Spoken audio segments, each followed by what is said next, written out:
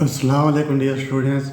उम्मीद है कि आप सब खैरियत से होंगे, लेकिन थ्योरम्स की वजह से बड़े परेशान होंगे। तो ये ऐसे ही मसला है, थ्योरम है। तो थ्योरम है, इसको उर्दू में क्या कहते हैं? मसले।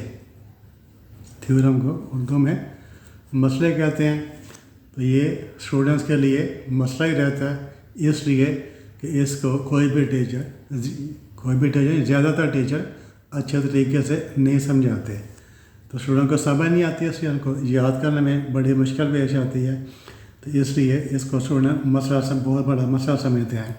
तो आज इंशाअल्लाह मैं आपके इस मसले को हल करने की, दूर करने की, इसको आसान बनाने की पूरी कोशिश करूँगा। उसके लिए मैंने एक थ्योरम लिखा है, थ्योरम 12.1 लिखा है, उसकी स्टेटमेंट लिखी है। तो मैं आपको समझाऊँगा इस स्टेटमेंट को आपने कैसे समझना है। ठीक है, जब आपको स्टेटमेंट की समझ आ जाएगी तो फिर इसको आप प्रूव करना आपके लिए बड़ा आसान हो जाएगा। तो जो थ्योरम को समझने का जो असल तरीका होता है वही होता है कि पहले सबसे पहले आप उसको स्टेटमेंट को समझें। तो जब मैंने ये वीडियो बनाई है तो इस वीडियो बनाने का मकसद क्या है कि मैंने यूट्यूब के ऊपर एक वीडियो देखी थी, तो उसमें लिखा हुआ था कि 2 मिनट में थ्योरम याद करने का तरीका है। तो वो पढ़ कर मैं बड़ा हैरान हुआ कि मुझे 50 साल हो गए पढ़ते पढ़ाते हुए, तो मैंने कभी ऐसा नहीं देखा 2 मिनट में कोई थ्योरम याद कर ले या समझा ले। अब देखिए ये स्टेटमेंट है। स्टेटमेंट क्या लिखी हुआ है?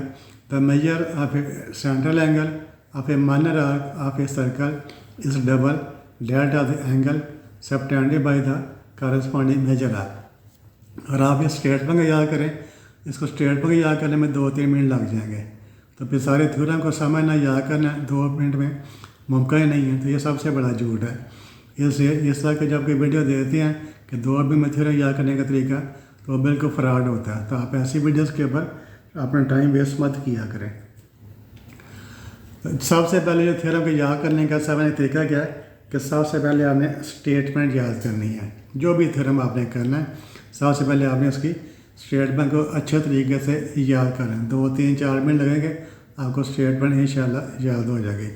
क्योंकि जब आपको स्टेटमेंट याद नहीं होगी तब आपको पता भी नहीं चलेगा कौन सा थ्योरम है। इसलिए आपने स्टेटमेंट को बड़े अच्छे तरीके से याद करना है।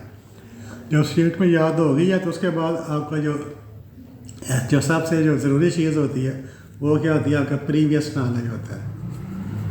Previous knowledge.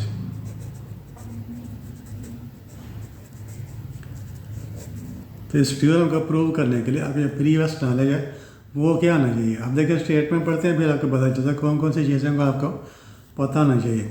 The measure of a central angle, ये फर्स्ट टाइम इस टर्म यूज़ हो रही है, सेंट्रल एंगल।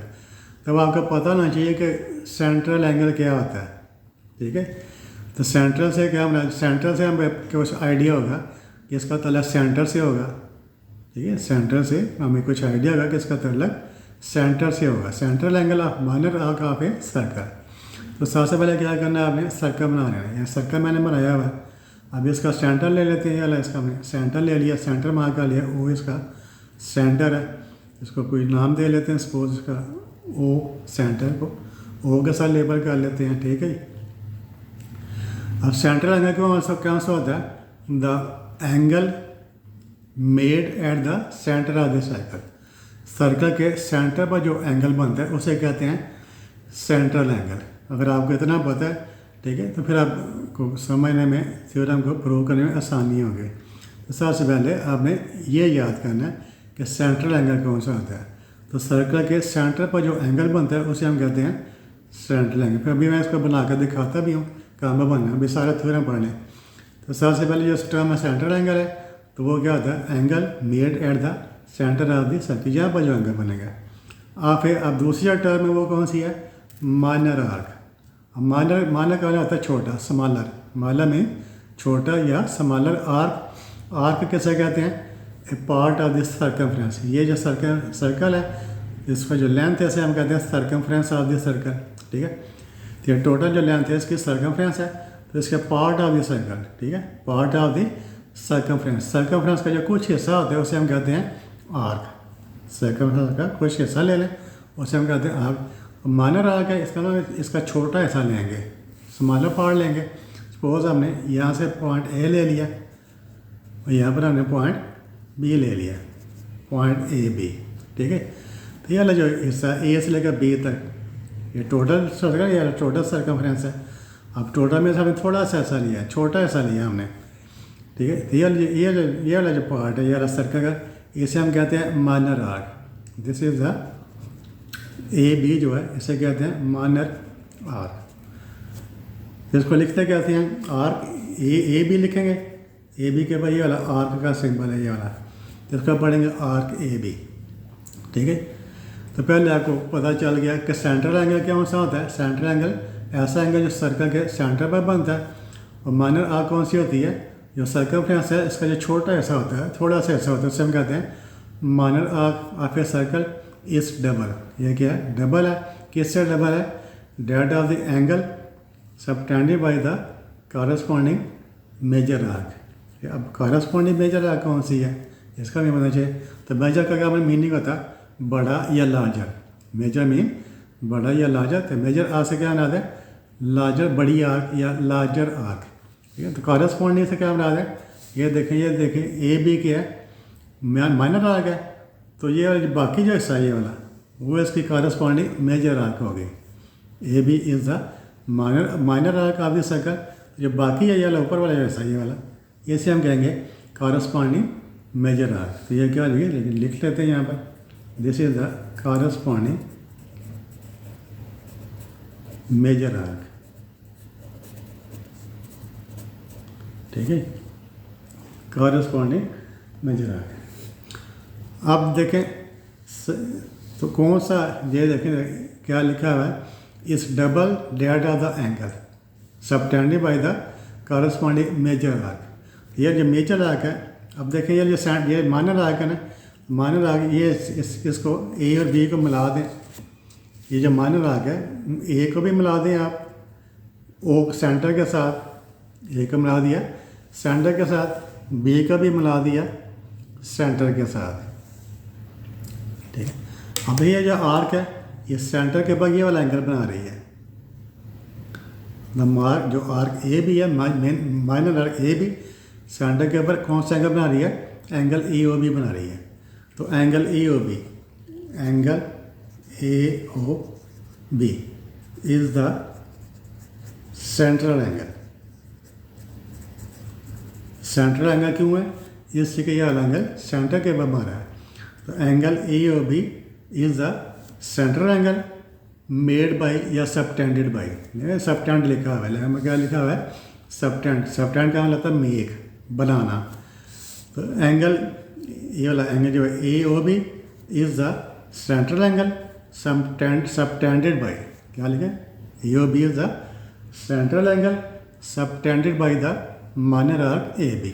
अब इसको इतना पता चल गया, जो माइनर आर्क है वो सेंटर के ऊपर जो एंगल बना रही है, उसे हम क्या कहेंगे, सेंट्रल एंगल।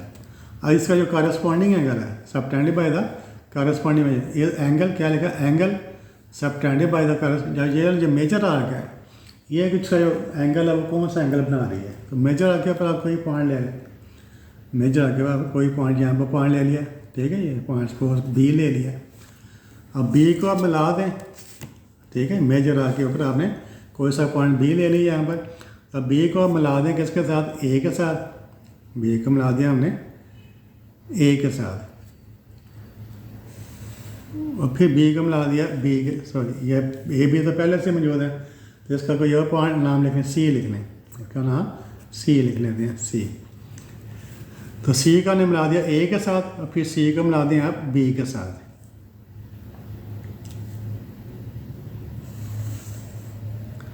ये वाला जो एंगल है, ये वाला एंगल, ये क्या है, इसे हम कहेंगे, लिखना angle subtended by the corresponding. ये जो मेजर आर्क है वो एंगल कौन सा बना रही है, वाला एंगल बना रही है ए सी बी। और ये वाला एंगल कहाँ पर मारा है, सर्कमफ्रेंस के ऊपर मारा ना। जो एंगल, ये वाला जो एंगल है वो कहाँ पर मारा है, सेंटर के ऊपर मारा है। इसे हम किसे क्या क्या कहते हैं, सेंट्रल एंगल कहते हैं। ये वाला जो एंगल है, ये वाला ए सी बी, ये कहाँ पर बन रहा है, सर्कमफ्रेंस के ऊपर बन रहा है। इसी से हम क्या कहते हैं, क्या कहेंगे, angle A C B is the circum angle, circum angle, CIRCUM circum angle corresponding by the major arc. Angle ACB is the circumangle subtended by the major arc. ठीक है जी।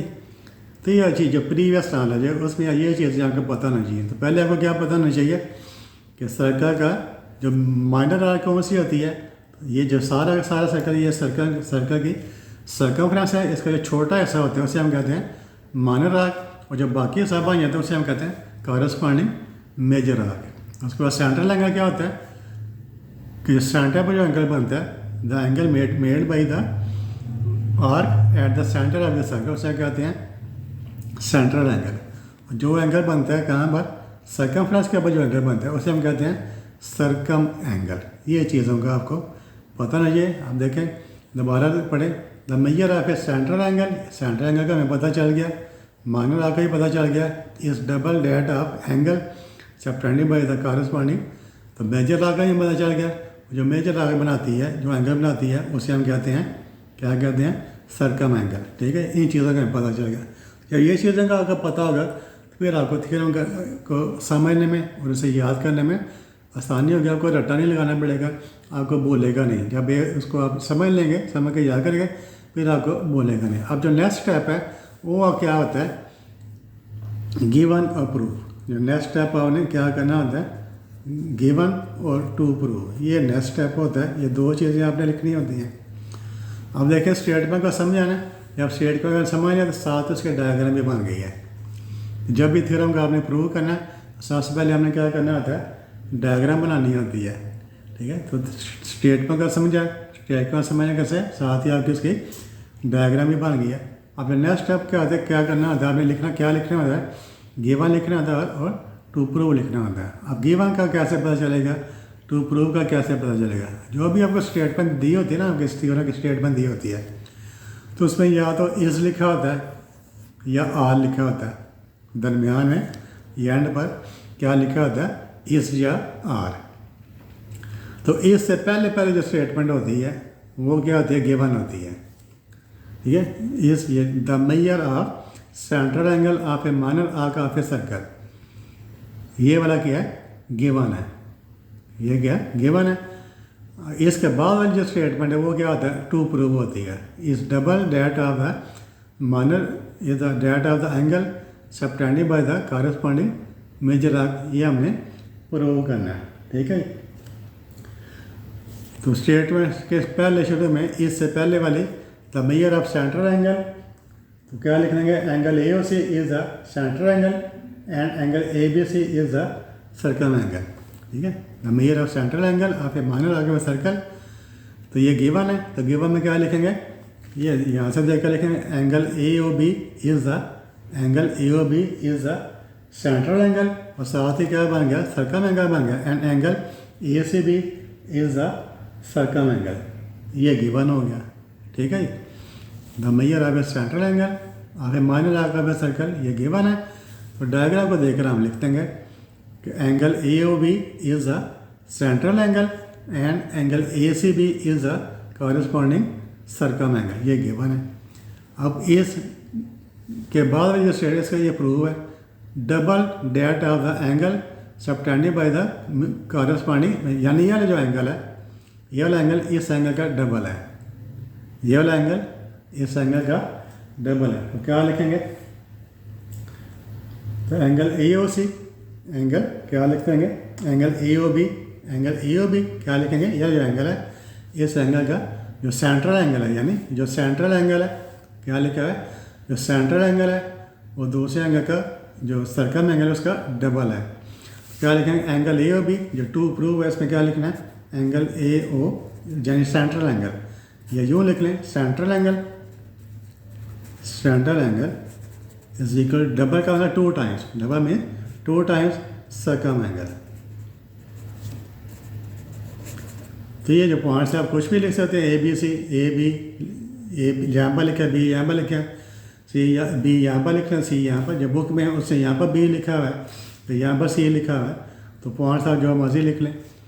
ठीक है, तो सेंट्रल एंगल ये टू प्रूव है, central angle is equal to time double the circle. Central angle यहाँ पर इस डायग्राम के मुताबिक, ये डायग्राम मैंने ना ये ए ओ बी लिखा हुआ है तो क्या लिखा angle A O B, angle A O B या मेजर साथ एम लिख देते हैं, इसका पड़ता है measure of angle, measure of angle A O B is equal twice circum angle कौन सा ये वाला ए सी बी, कौन सा ये वाला जो सर्कमफ्रेंस के ऊपर बना twice measure of angle A C B, twice measure of angle A C, measure of angle A C B. तो इसमें थोड़ी सी चीज़ें मैंने आपको समझाने की कोशिश की है, तो उम्मीद है कि आपको समझ आ गई होगी, आपको आपके नॉलेज में कुछ इजाफा हुआ होगा कि जो थ्योरम है उसको याद करने का जो असल तरीका है वो ये है। वो क्या तरीका है कि आपने थ्योरम की स्टेटमेंट सबसे पहले याद करनी है। जब स्टेटमेंट याद हो गया फिर आपने देखना है उसमें कौन कौन सी टर्म यूज़ हो रही हैं, उन टर्म्स को आपने समझना है।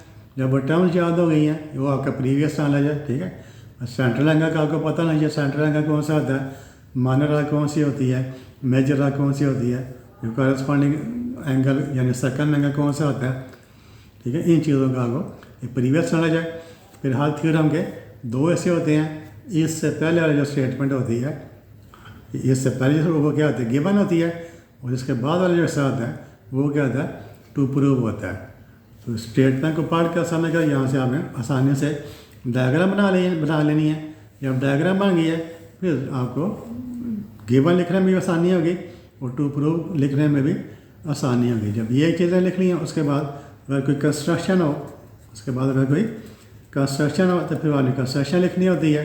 कंस्ट्रक्शन के बाद क्या होता है नेक्स्ट पार्ट क्या होता है प्रूफ होता है। प्रूफ के दो से होते हैं, इसके दो हिस्से में क्या होता है ये तो स्टेटमेंट्स होती हैं और एक रीजंस होती हैं।